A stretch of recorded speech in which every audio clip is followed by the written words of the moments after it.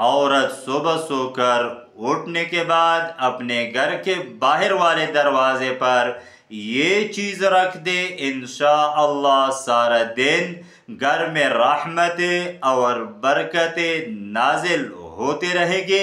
جو بھی دعا مانگے گے، جو بھی تمنا دل میں رکھے گے، وہ اللہ پوری فرمائے گا۔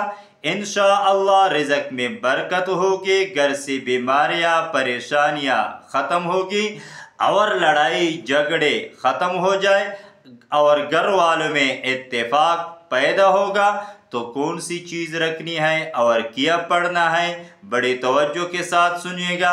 وظیفے کے خاص اجازت کے لیے آپ نے ہمارے اس اکاؤنٹ کو فالو کرنا ہے۔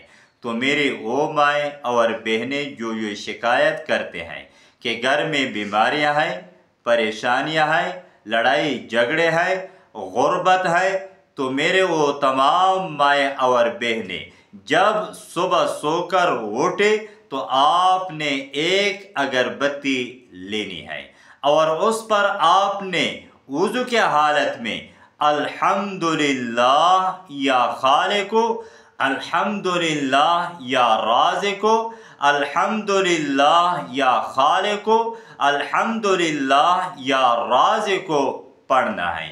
پھونک مارنی ہے، اس کو جلانا ہے، اپنے باہر والے دروازے پر لگا دینی ہے۔